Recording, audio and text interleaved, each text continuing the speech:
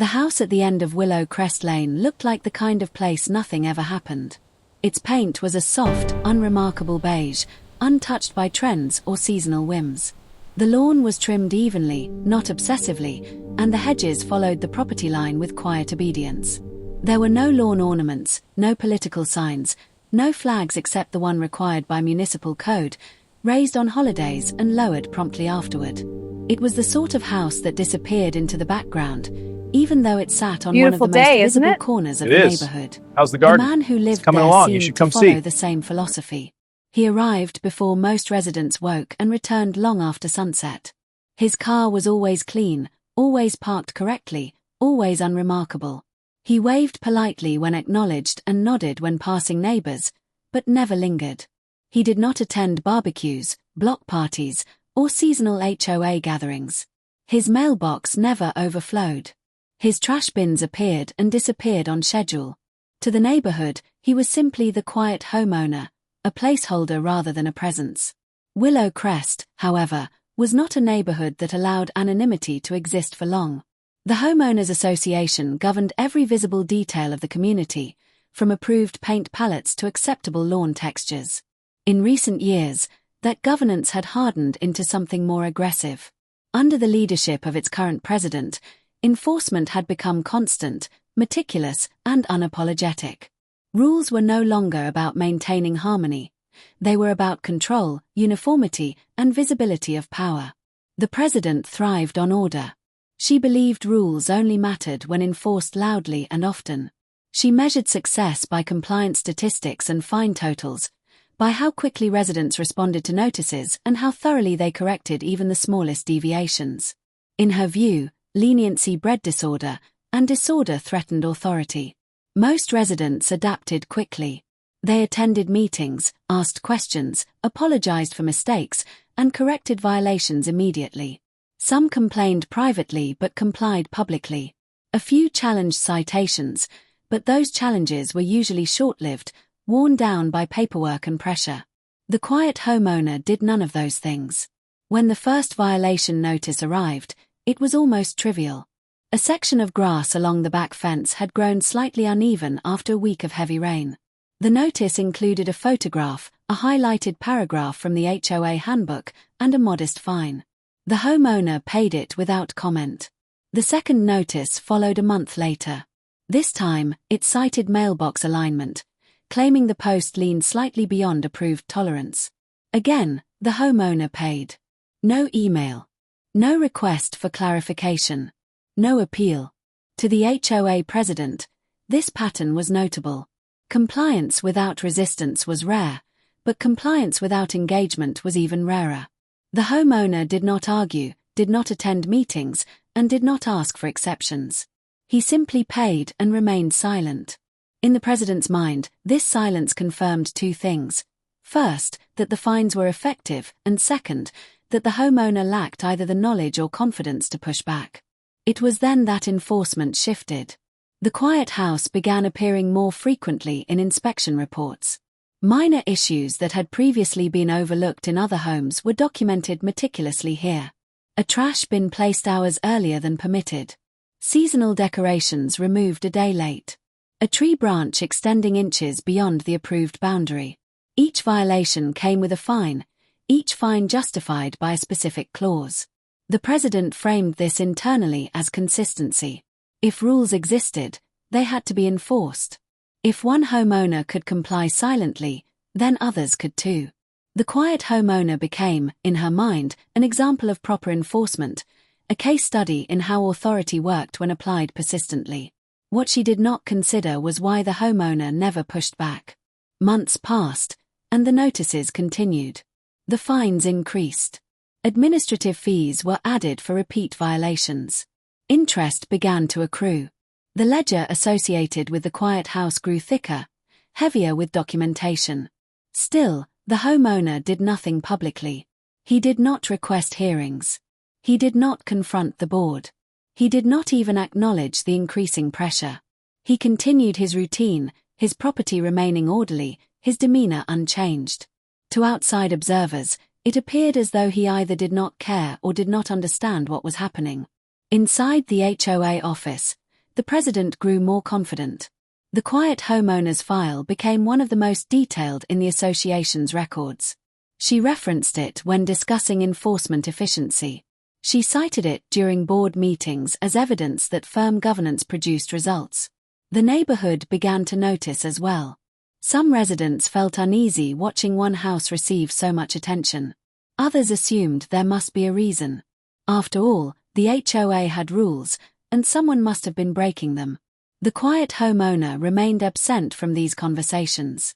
What no one in Willow Crest Lane knew was that every notice was being saved, every fine logged, every inspection date recorded. The homeowner did not discard a single document. He did not react because reaction would have revealed interest. He did not argue because argument would have shifted the timeline. Silence, for him, was not passivity. It was preparation. As the first year ended, the total fines crossed into thousands. The HOA president saw progress. The quiet homeowner saw patterns. Enforcement was no longer random, it was targeted. Citations referenced rules that were outdated. Some fines lacked proper authorization.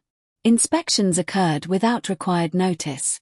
The quiet house at the end of the block still looked the same to everyone else. Calm. Orderly. Forgettable. But beneath that calm exterior, something was taking shape. The HOA president believed she had found the easiest homeowner to control. She had no idea she had chosen the worst possible one to underestimate. By the time the second year began, the quiet homeowner's name had become routine inside the HOA office. It appeared so often on inspection logs and fine summaries that it no longer stood out as unusual. To the president, it was simply part of the system working as intended. To the rest of the board, it was paperwork they approved without reading too closely. The association functioned on momentum, and momentum discouraged scrutiny. Outwardly, nothing about the house had changed. The lawn remained neat. The exterior remained compliant. There were no visible signs of neglect or defiance. Yet the notices continued, arriving with clockwork precision. Some were minor enough to seem absurd. Others carried language that implied repeated failure, even when the cited issue had already been corrected weeks earlier. The underlying struggle was not visible from the street. It existed in the quiet accumulation of pressure. Each fine added weight, not because the homeowner could not afford them, but because they established a narrative. On paper, he was becoming a problem resident. The ledger did not show context, only totals. Numbers replaced nuance, and repetition replaced truth. The HOA president leaned heavily on this abstraction. She rarely visited the property herself anymore. Inspections were delegated, sometimes conducted by third-party contractors paid per citation. The more violations they found, the more justification existed for continued scrutiny. It was a self-reinforcing cycle, one that rewarded discovery rather than fairness. The homeowner understood this dynamic well. He had seen it before in other contexts, where systems designed for order gradually transformed into mechanisms of pressure when oversight weakened. He recognized the signs early, the shift from correction to punishment, from consistency to targeting. Still, he did nothing to interrupt it. His restraint was not rooted in fear or uncertainty. It was rooted in understanding how power revealed itself most clearly when unchallenged. Every unchecked action became a record. Every assumption of compliance became evidence. The HOA believed silence meant acceptance, and in doing so, it documented its own excesses. At the same time, the homeowner faced a quieter, more personal strain. Remaining invisible required discipline. It meant resisting the instinct to respond, to clarify, to push back against misrepresentation. Each notice invited reaction, and each reaction would have reset the dynamic. He understood that once he engaged emotionally, the narrative would shift from systemic behavior to personal conflict. He chose isolation instead. Neighbors speculated quietly. Some wondered why he tolerated the treatment. Others assumed he must have done something to deserve it. The HOA president never corrected these assumptions. They served her authority. If one homeowner could be publicly pressured without consequence, it reinforced compliance elsewhere. The fines grew more complex. Administrative penalties appeared for late compliance even when corrections were made on time. Interest was added without clear justification. Notices referenced sections of the HOA handbook that had been amended years earlier. The discrepancies were subtle, buried in language few residents ever read carefully. The homeowner read everything. He compared versions of the bylaws. He cross-checked enforcement authority against state statutes. He noted when inspections occurred without proper notice and when fines exceeded permitted limits. Each inconsistency was logged, dated, and categorized. This was not an act of defiance. It was an act of preservation. The HOA president interpreted the homeowner's continued silence as validation. She expanded enforcement, convinced that firm leadership required persistence. She believed that if pressure was applied long enough, the homeowner would either submit completely or leave. Both outcomes reinforced her control. What she did not recognize was the difference between submission and observation. By mid-year, the financial total attached to the quiet house had reached a level that allowed escalation. The HOA's policies permitted additional actions once fines crossed certain thresholds. The president began discussing liens in board meetings, presenting them as procedural necessities rather than aggressive measures. The board members, largely disengaged, trusted her judgment. They had no reason to believe the enforcement history was flawed. The documentation appeared thorough. The numbers looked legitimate. No one questioned why one house generated more violations than an entire block combined. The homeowner listened from a distance. He monitored meeting minutes. He noted approvals that lacked quorum. He tracked decisions made without recorded votes. The structure of governance itself began to reveal weaknesses. Internally, the HOA was not as unified as it appeared. Some board members felt uneasy but lacked the confidence to challenge the president directly. Others preferred not to involve themselves at all. The association relied heavily on her initiative, and initiative had gradually transformed into unilateral control. The quiet homeowner understood that this imbalance was not sustainable. Systems built around personalities eventually collapsed when exposed to accountability. The key was timing. As the second year drew to a close, the notices became more aggressive in tone. Language shifted from corrective to accusatory. The implication was no longer that the homeowner needed to fix minor issues, but that he was intentionally non-compliant. The narrative was being finalized. Still, he remained silent. The underlying struggle was no longer about fines or lawns or mailboxes. It was about whether authority could operate without resistance indefinitely. The HOA believed it could. The homeowner was allowing them to prove otherwise. The quiet house at the end of Willow Crest Lane continued to blend into the background. To passers-by, it looked unchanged. To the HOA president, it looked like control. But beneath that stillness, the framework of a reckoning was taking shape, built patiently, methodically, and without a single spoken word. By the third year, the conflict had moved beyond paper and procedure and into something quieter, more corrosive. The HOA's actions no longer existed only as fines and notices. They began to affect how the quiet homeowner was perceived, how the neighborhood felt around him, and how isolation subtly replaced neutrality. The HOA president understood optics, even if she did not recognize her own misuse of them. She never spoke publicly about the quiet homeowner in emotional terms. Instead, she allowed documents to speak for her. Compliance summaries were posted. Annual reports referenced repeat offenders without naming names.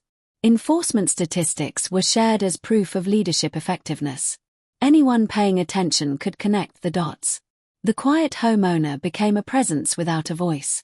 Neighbors who once nodded politely now avoided eye contact. Some assumed he was in constant violation of rules they themselves struggled to follow. Others feared association, worrying that friendliness might invite scrutiny. Isolation did not arrive dramatically. It crept in through small, ordinary changes. Fewer acknowledgements, fewer gestures of casual familiarity. The homeowner noticed all of it. He understood how systems exerted pressure indirectly. Authority rarely needed to confront directly when social dynamics could do the work instead. A reputation, once established, did not need reinforcement, it simply needed silence. For the first time since moving into Willow Crest, the emotional cost became tangible. Not because he doubted his approach, but because restraint demanded endurance. Remaining silent while being mischaracterized required more than patience. It required control over instinct, ego, and the desire to correct the record. Every new notice tested that control. Some citations bordered on the absurd. A discoloration on the sidewalk attributed to maintenance neglect. A temporary utility marker interpreted as an unapproved alteration. Each notice carried language that implied disregard rather than oversight. The HOA president no longer treated enforcement as correction. It had become narrative building. Still, the homeowner did not respond. Instead, he began documenting something new. Beyond procedural violations, he tracked emotional impact, not in personal terms, but in observable consequences. He noted how enforcement announcements coincided with board elections. He observed how fear of fines influenced attendance at meetings. He watched how residents modified behavior not to comply better, but to avoid attention. This was not governance. It was conditioning. The HOA president mistook compliance for respect. She believed that visible order meant internal agreement. She did not see the tension beneath the surface, the way residents quietly resented the unpredictability of enforcement while outwardly conforming. The quiet homeowner saw it clearly. He also saw the limits of what the HOA could do without escalation. Fines had grown substantial, but enforcement required legitimacy to continue. The narrative of chronic non-compliance was being finalized, setting the stage for more severe action. The president needed a conclusion, either submission or removal. That conclusion would require emotional leverage. Subtle pressure increased. Notices arrived more frequently. Deadlines shortened. Language grew sharper. The implication was that continued silence would lead to consequences beyond money. The homeowner was being pushed toward reaction. Yet silence remained his anchor. What the HOA did not understand was that silence was not emptiness. It was space in which evidence accumulated, patterns clarified, and contradictions revealed themselves fully. Every emotional escalation from the HOA widened the gap between authority and legitimacy. Internally, the board began to fracture. Some members sensed that enforcement had crossed a line, though they struggled to articulate why. Others deferred entirely to the president, trusting her confidence more than their discomfort. Emotional bridges within the board weakened, even as enforcement intensified outside. The homeowner observed this too.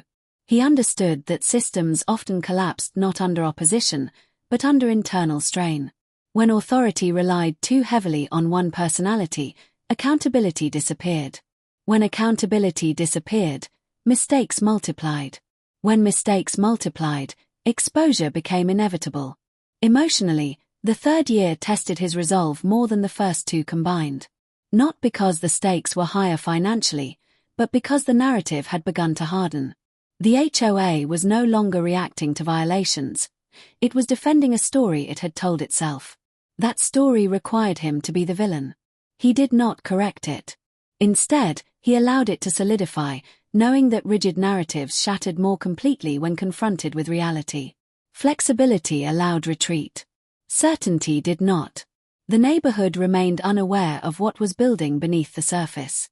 To them, the HOA continued to function. Rules were enforced. Meetings were held. Life went on. The quiet house remained quiet. But emotionally, the groundwork had been laid. The HOA president believed she had worn the homeowner down. She interpreted his continued silence as resignation. She believed emotional isolation had succeeded where fines alone could not. Her confidence grew sharper, more assured, less cautious. That confidence would soon become her greatest vulnerability. The emotional bridge she believed she had crossed, between authority and obedience, was incomplete. On the other side stood not submission, but preparation. The quiet homeowner did not need witnesses yet. He did not need allies.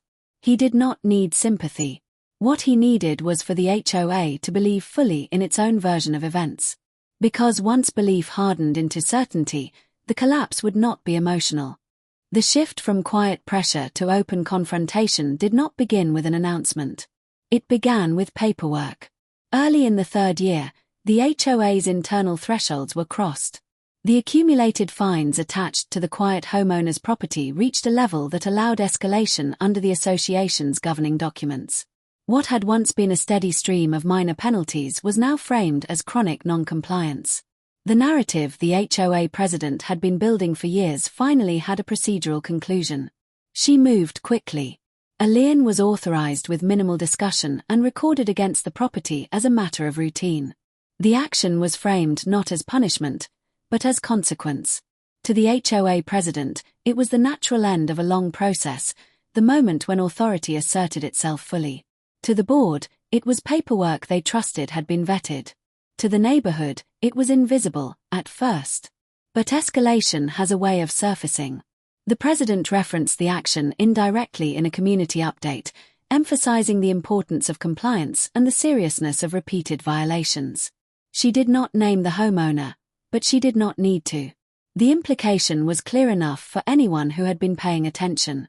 Fear, carefully cultivated over years, filled in the gaps. This time, however, something changed. The quiet homeowner did not react emotionally, but he did respond procedurally. For the first time in 3 years, the HOA received formal notices that could not be ignored. Requests for records arrived with statutory citations. Demands for documentation were precise, comprehensive, and time-bound. They did not accuse. They did not threaten. They simply required compliance. The HOA president underestimated the moment. She assumed the homeowner had finally hired legal help in panic.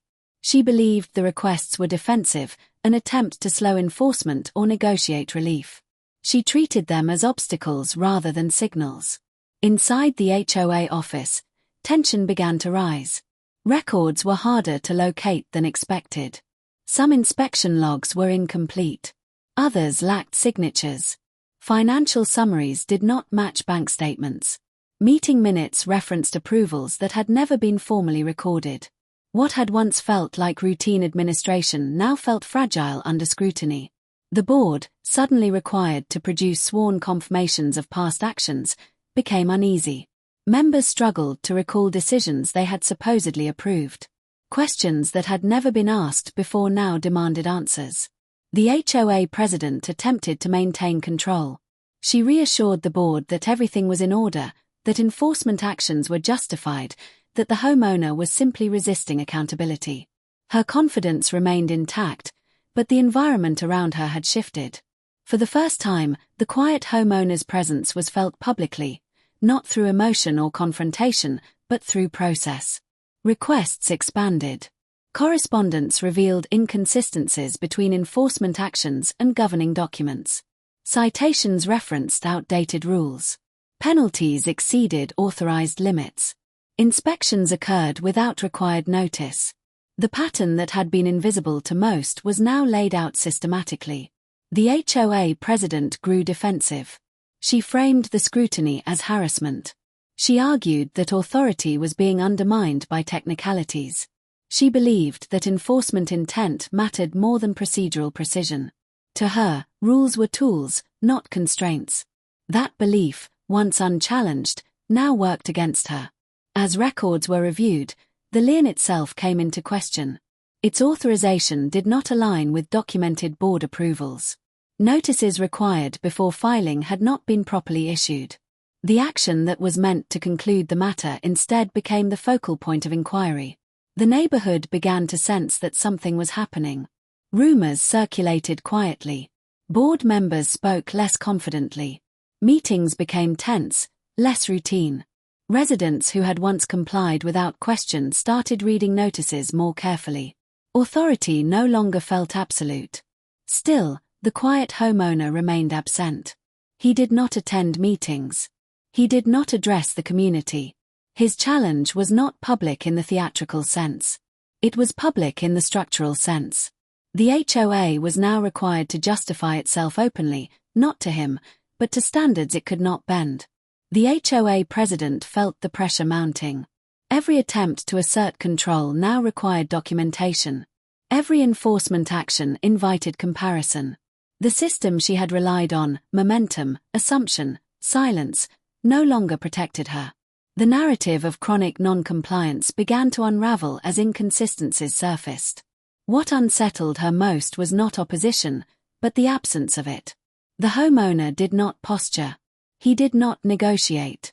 He did not escalate emotionally. His approach left no room for compromise without admission. The board began to fracture under the strain. Some members questioned past decisions. Others distanced themselves from enforcement actions. The president, once the unquestioned authority, found herself isolated within the structure she had dominated. Publicly, the HOA still existed. Rules were still enforced. Notices were still issued. But the confidence behind them had thinned. The association was no longer acting from strength. It was reacting. The rising tension did not come from confrontation between individuals. It came from exposure. The HOA was being forced to look at itself, line by line, decision by decision, without the comfort of silence to obscure its actions. The quiet homeowner had finally challenged the system, not by raising his voice, but by removing its ability to hide. And for the first time in 3 years, the HOA president realized she was no longer in control of the timeline. The authority she had built through pressure now faced something it could not intimidate. Accountability had entered the room, and it did not need to speak. The unraveling did not arrive as a dramatic announcement or a public confrontation. It arrived quietly, through formal filings and institutional recognition, in a manner consistent with everything that had come before. The HOA had expected resistance. What it encountered instead was authority. As record reviews expanded beyond internal examination, the scope of scrutiny widened. What had begun as compliance requests became formal inquiries. What had been framed as an internal dispute now carried implications that reached beyond the neighborhood. The HOA's insurance provider requested clarification. Regulatory bodies acknowledged receipt of documentation. Legal correspondence shifted in tone, becoming measured, careful, and distinctly cautious. The HOA president sensed the shift before she fully understood it. For years, she had believed that power came from enforcement and that legitimacy followed authority. She had never considered the possibility that authority could exist outside the structure she controlled. The quiet homeowner had never claimed status, never displayed credentials, never signaled influence. His invisibility had been total. Until it wasn't. The revelation did not emerge as a declaration of identity. There was no moment of personal disclosure. Instead, it surfaced through institutional language, referenced indirectly in filings that required no explanation because explanation was unnecessary. Titles appeared where signatures had been expected. Judicial authority was implied through procedural standing rather than asserted through name recognition. The homeowner was not merely represented by expertise. He was the expertise. The realization struck the HOA leadership unevenly. Some board members recognized it immediately, understanding the implications without needing them spelled out. Others required clarification, rereading documents that now carried a different weight. The president, however, resisted the understanding instinctively. She had built her authority on the assumption that power flowed downward from her position. The idea that it could exist independently, unannounced, and unchallenged for years unsettled her deeply. The homeowner's silence, once interpreted as submission, took on a new meaning. It was no longer absence. It was restraint. Every fine paid without protest had been a choice, not a concession. Every notice ignored publicly had been acknowledged privately. Every escalation tolerated had been permitted, not endured. The quiet homeowner had not been navigating the system blindly. He had been allowing it to reveal itself fully. The HOA's legal counsel adjusted strategy almost immediately. Correspondence softened.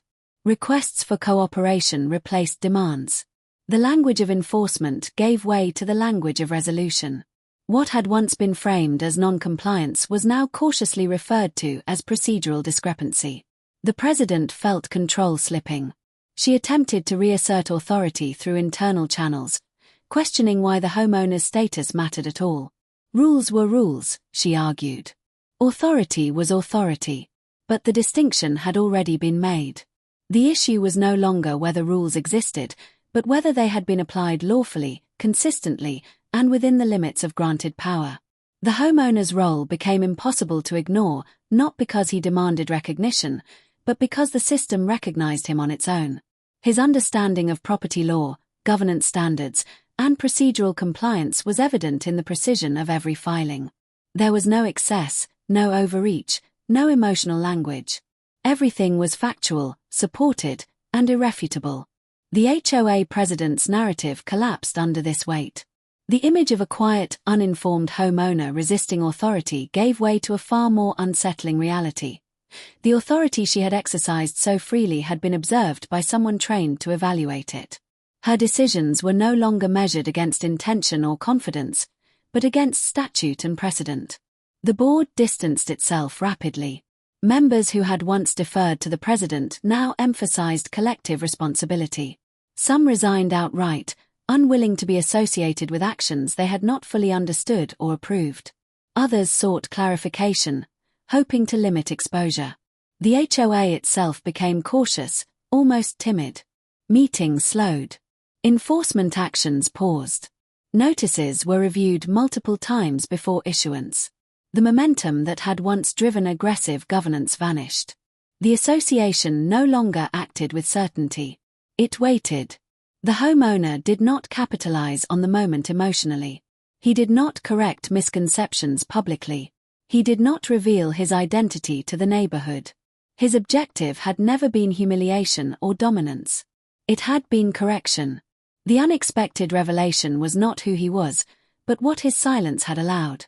For 3 years, the HOA had operated without meaningful oversight, confident that authority justified action. In that time, it had documented its own failures meticulously. The homeowner had not needed to expose the system. It had done so itself. The president struggled to reconcile this reality. Her enforcement philosophy had relied on the assumption that resistance would be loud and visible. She had prepared for confrontation, not observation. The idea that someone could remain silent while understanding every move she made unsettled her more than open defiance ever could. The neighborhood remained largely unaware of the full scope of what was happening. To most residents, the HOA simply seemed quieter, more cautious, less aggressive. The quiet house at the end of the block looked unchanged, as it always had. But internally, the association had reached a turning point. The authority that had once flowed outward from the president now turned inward, examining itself. Every decision was reconsidered. Every past action was re-evaluated. The system, stripped of its assumptions, stood exposed. The unexpected revelation was not a dramatic unmasking. It was the realization that power did not need to announce itself to be absolute. It could wait. It could observe. And when it finally moved, it did so not to dominate, but to correct. The HOA president had believed she was shaping the outcome. She had never realized she was being allowed to. The resolution did not arrive as a single decisive moment. It unfolded gradually, through corrections rather than punishments, reforms rather than reprisals. The system that had once moved with unchecked confidence now moved carefully, aware that every action carried consequence. The lien against the quiet homeowner's property was withdrawn without ceremony. It disappeared from records as quietly as it had appeared, justified internally as an administrative correction. Soon after, the accumulated fines were reviewed individually. Many were invalidated. Others were reclassified as improperly assessed. Refunds were issued without explanation, processed as adjustments rather than admissions. The HOA did not announce these changes to the neighborhood. There were no apologies posted on bulletin boards, no acknowledgements in newsletters. The association chose silence, mirroring the restraint it had once misinterpreted. Governance reforms followed. Meeting procedures were revised to require documented votes. Enforcement authority was redistributed, no longer concentrated in a single role. Inspection protocols were standardized and subject to oversight. Financial penalties were capped and clearly defined. Transparency, once optional, became mandatory. The HOA president did not fight these changes. By the time they were implemented, her position had already weakened beyond recovery. Board members who had once deferred to her now insisted on collective decision-making. Confidence in her leadership eroded not through confrontation, but through caution. Eventually, she stepped aside, her departure framed as a personal decision rather than a consequence. Her authority dissolved not in disgrace, but in irrelevance. The quiet homeowner remained absent throughout the transition. He did not attend meetings to observe the changes he had prompted. He did not involve himself in leadership. His objective had been achieved the moment the system corrected itself. Engagement beyond that would have shifted the focus from principle to personality. The neighborhood adjusted slowly. Residents noticed fewer notices on doors. Fines became rarer, and when they did appear, they were accompanied by clear explanations and reasonable timelines. Meetings felt less tense, less performative. Questions were answered rather than dismissed. Fear gave way to cautious trust. Some neighbors eventually realized what had happened, piecing together changes from timing and outcome rather than public statements. They understood that the quiet homeowner had not been defeated, as many had assumed, but had prevailed without spectacle. The realization unsettled some and humbled others. The quiet house at the end of Willow Crest Lane remained unchanged. The lawn was still neatly trimmed. The paint remained neutral. The mailbox stood straight, aligned not because of enforcement, but because it always had been. The homeowner's routine continued uninterrupted. He came and went as he always had, nodding politely, waving briefly, never lingering. What had changed was not the house or its occupant, but the structure around them. The HOA, once driven by assertion, now operated within defined limits. Authority existed, but it was balanced by accountability. Rules were enforced, but they were no longer weapons. The association had learned, quietly and without public instruction, that power required restraint to remain legitimate. The moral impact of the conflict was subtle but lasting. Residents learned that silence was not weakness. They learned that compliance did not require surrender, and that authority, when left unchecked, revealed its own flaws. They learned that the loudest voice was not always the strongest, and that systems corrected themselves only when forced to confront their foundations. The HOA president, in her absence, became a lesson rather than a villain. Her actions were not remembered with anger so much as caution. She had believed that leadership meant pressure and that control required visibility. She had never considered that the most dangerous challenge to authority might be someone who did not seek it.